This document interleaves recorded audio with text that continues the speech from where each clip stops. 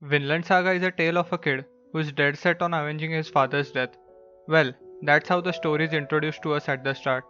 But it is so much more than that. And by saying it is another run of the park revenge story would be disrespectful.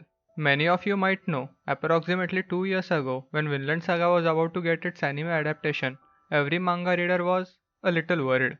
Looking at the track record, the history of these types of seinen manga getting an anime adaptation was not good, to say the least. After its airing, even though it was great, many were unaware where to find it, as it was located on the different planet or streaming platform known as Amazon Prime. Or, now, after almost 2 years later, waiting for the second season with only the teaser, finally giving up and rewatching not only the anime but getting caught up to the manga, then rereading just the manga again. Here I am, in the awe of Vinland Saga, with these buckets of emotions which I am about to spill. So, spoiler warning for those who have not watched the anime. Seriously, what is wrong with you? And anime onlys, do not worry, I will give the spoiler warning when I go on about the manga. Vinland Saga starts differently in the anime as to the source material. In the manga, Thorfinn is already grown up and we begin at the Frank skirmish where Thorfinn will be rewarded a duel with Askeladd if he brings the head of the commander, and we do not get to the backstory until he has lost that duel. On the other hand, anime adaptation starts with Thor in the middle of a naval battle, fighting alongside the best of the best, Thorkell himself, where he fakes his death, abandons the battlefield, and attempts to start over to live a peaceful life. I think anime does a better job with the introduction, even though in the manga, chapter opens up and introduces Thorfinn, but anime builds up to the duel of Thorfinn and Askeladd. In the manga, you get introduced to this revenge-hungry brat who tells us that he is seeking vengeance for his father's death with only a duel against the very man who killed his father in honor of his memory. Or you open up with Thor who wants to live a peaceful life but is unable to achieve it, and seeing for ourselves from his perspective how he was dragged into a terrible situation where not only he saves his group but does not kill a single man in the scuffle between Askeladd and Thor. Listening to his final words to Thorfinn of "You have no enemies," and seeing how this cheerful kid is blinded by rage and every step he takes is in the wrong direction of what his father desired for, until the moment in episode 8 where he gets crushed again by Askeladd was much more emotionally impactful. How this young child is experiencing this brutal life of war is horrifically beautiful, and this is where anime shines the most. All props to Wit Studio, even though they cannot outshine the source material's magnificent artwork, but they bring in whole different life to the scenes of brutality with the help of Yutaka Yamada, the composer of Vinland Saga. One of the early scenes in the anime where Askeladd's group is finally ported on a land, where Thorfinn runs off to drink some clean water. After finally satisfying his thirst, he hears a scream and sees a fire in a distance.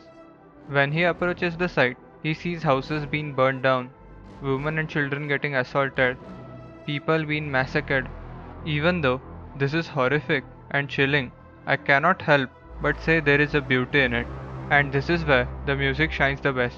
On many tracks like Intertwined, which will leave you in goosebumps, or the painful, broken, yet beautiful dagger, Yutaka Yamada nails it all. It has been a while since I follow his music, and that is because he composed Tokyo Ghoul soundtrack, and in recent ones, he did Great Pretender. Anime does a really great job, come on, it's Wit Studios. But what they cannot outdo is character details, which manga does so good. I am not going to pretend that I am a descendant of Leonardo da Vinci, but even I can see the artwork is brutal yet eye-pleasing at the same time. The close shots where even a simple wrinkle of the character is noticeable is magnificent. Or maybe I am just a manga simp. Vinland Saga revolves around the ideals of Thor, the ideals of a true warrior does not need a sword, or the one that tie together our main cast, an ideal land far to the west, which is warm and fertile, far from slavery and fires of war, where no one can reach you, called Vinland. This idea of a perfect land, where everyone has this dream of a perfect paradise, but some who reject it or have their own twisted sense of idealism. Let's start with Prince Canute.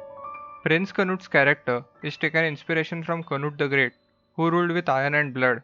But when we are introduced to Canute, he is weak-willed prince who is relying on God to grace the world and make a paradise with peace and harmony. Soon realizing harsh reality of the world, he comes to a conclusion that God is never going to descend and he needs to take the matter in his own hands to make a paradise he was hoping for. The method he chooses for the creation of paradise he envisioned is iron and blood. That is, Canute, the cunt. Ha ha, got you! Whenever there is a power struggle, I get reminded of a great quote from One Piece by Don Quixote Doflamingo. The ones who stand at the top can decide of evil. Justice will triumph, you say? Of course it will, because the winners will become justice. This is how Yukimura sensei plays with the story progression to current reality of the world, with the concept of good, evil, or the gods. For example, Canute was raised in a Christian culture, so he worshipped Jesus. But the Viking Thorkell, who has decided to follow him, looks up to the Norse gods of Odin, Thor, and concept of Valhalla. Thorkell is one of those characters who lives to fight, but he has his own driving motives for living that life. The Vikings have long bloody history of battles, because for them dying in the battlefield is the greatest honor they can have, and are granted the best seat in the afterlife paradise where everything is warm and peaceful, known as Valhalla. Thorkell, more like Tolkell. Thorkell lives for the battles and wants to die in it and had no regrets until he met Thors for the last time. Thors was about to quit it all and live a peaceful life. That is when Thorkell had an option to either follow Thors or go against it, but he chooses the latter and regrets it. He thinks that if he followed Thors that day, he would have probably achieved the Valhalla which Thors achieved in his own way. So, to reunite with Thors again, he has to achieve Valhalla, but the only way he knows is by dying in a battlefield, reaching it in his and Vikings' own twisted philosophy. There is another half Viking who had same ideals of Valhalla, paradise, or Vinland, who casted it all aside, known as Askeladd. Askeladd is one of those characters, even though you hate him, you cannot stop loving him at the same time. He is a cunning, underhanded, manipulative bastard who puts Thorfinn through hell and treats him like a disposable kid. But at the same time, he gives him advice in his own way and has shown to have trust and soft spot for the kid. Askeladd is not a great leader because he is commanding this army, or we are told that he is a great leader. It is because we see the every decision he makes, the schemes he pulls. For fuck's sakes, he brings his entire warship on the battlefield. Askeladd, more like, what, you thought I was not going to say it? I'm going to say it, damn it. More like Askachad. One can imagine the relationship between Thorfinn and Askeladd is complicated to say the least. Getting raised by your father who killed your real father just to grow up thinking to kill the father who raised you to avenge your dead father is pretty fucked up, isn't it? Askeladd does warm up towards the boy. For why? That may be many things. Maybe due to the time he spent with him, or due to the deep respect he has towards the late Thors, and that is because Askeladd and Thors used to walk the same path. Askeladd was born in a rough environment. His mother was a former princess of Wales, who now was a slave to one of the Vikings. But even though his mother was always sick, she had a smile on her face, because she believed in legend of Artorias. Their great-grandfather, King Artorias, will someday return and free everyone from their pain and suffering, and make a paradise on this island. She used to tell this story so often that Askeladd started to warm up to this idea until his mother was about to get killed by his very own father. In that moment, he realized that the legend was never going to happen and it was every man for himself.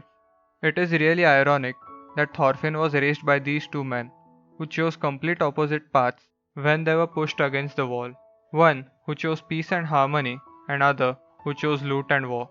Askeladd always lived for himself until he was pushed into the corner once again to either betray the people of his homeland or protect them by betraying the man he is following. Maybe due to the encounter he had with Thors and Canute, for the first time in his life he stood up for someone else, discarding the name he attained by working in ashes and dirt known as Askeladd, while proudly announcing his real name, Lucius Artorius Castus, name given by his mother, the rightful king of Britannia, beheading King Sven by choosing both his people and the man he follows. For the first time, he stood up for the people he cares about at the cost of his very own life, leaving his forgotten dream of Vinland in the hands of two boys he raised, Canute and Thorfinn. His final words to Thorfinn, asking him, お前、どう生きるつもりだ。これから先、俺が死んでからその先、どう生きるつもりだ、トルフィン。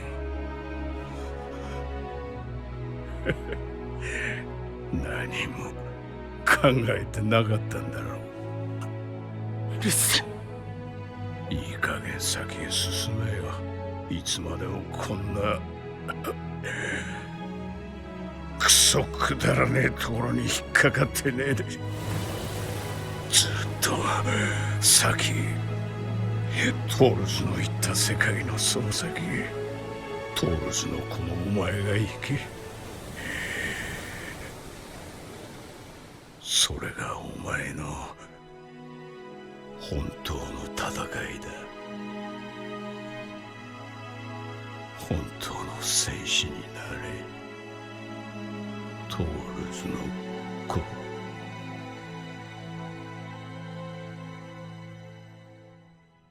These final words left my heart heavy, really heavy. And I kind of get it. When you do not know what is next, it is devastating. Okay, it is story time. When I was about to graduate, my relatives would always ask me, what is next? What are you going to do next? And I usually just used to give some bullshit answers. But as the graduation came closer, I still didn't decide a single thing about what am I going to do. And that breaks your confidence, your belief, and mainly, it breaks you. I am not comparing myself to Thorfinn, but I can understand what it feels like to be crushed and not see anything what is ahead of you. Many of you might have experienced it too, because when you are defeated and you rise back up, you are stronger than ever, and that's where Thorfinn's journey starts. This prologue arc's protagonist was never Thorfinn to begin with, it was Askeladd.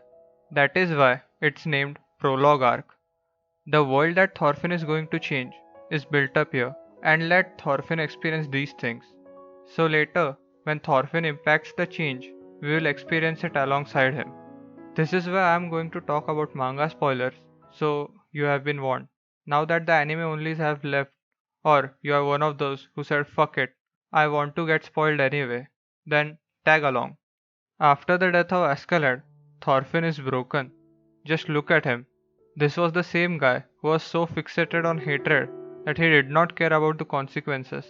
After mindlessly attacking Canute, he commits a crime in the eyes of public. But Canute knows he deserves every hate of Thorfinn. He saves Thorfinn, and to save him, he reduces his status to slave. Thorfinn is picked up by a kind-hearted man named Kurtle, where he makes a deal with every slave that if they grow enough wheat and earn the same amount when they were brought in, they will be set free. Yes, he is a kind man until he goes mad because of some crazy shit, but I am not going to talk about that. This is where Thorfinn meets a guy named Anna who was also bought in the same way, where Thorfinn and Anna work together to build a farm to buy back their freedom. There is a chapter where Anna helps Thorfinn, where Thorfinn is confused. Why is Anna doing this? Until he says, "What are you saying? We are friends."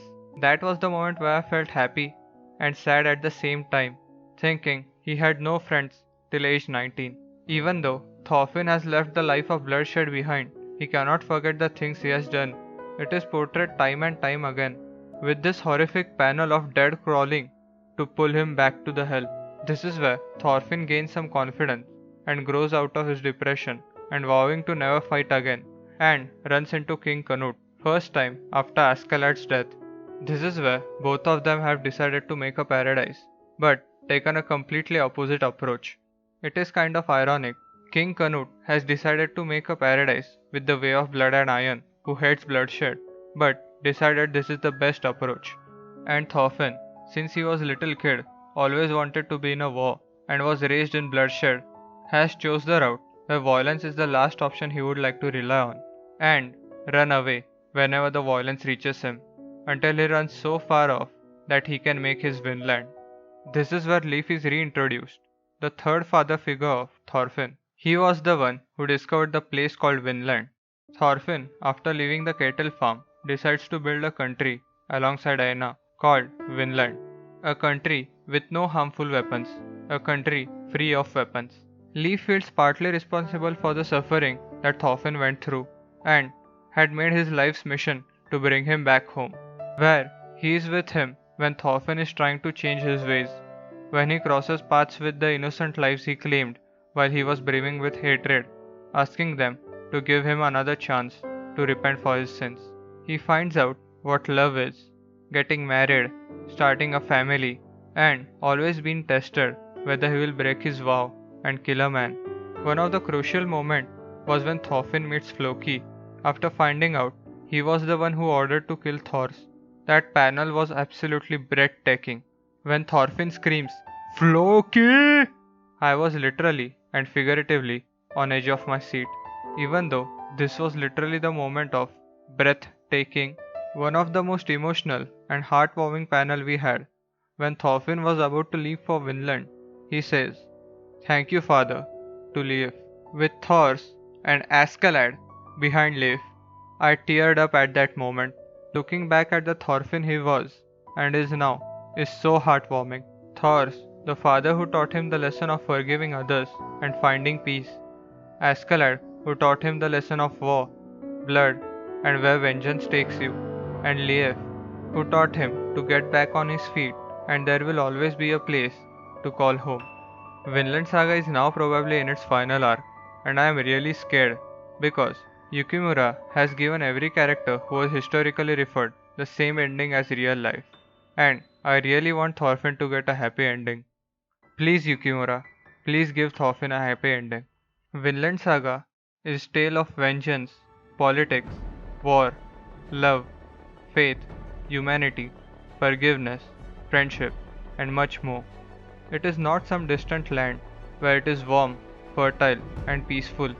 It is something you give others, not a gift or money, but the act of love and kindness from a heart itself is Vinland.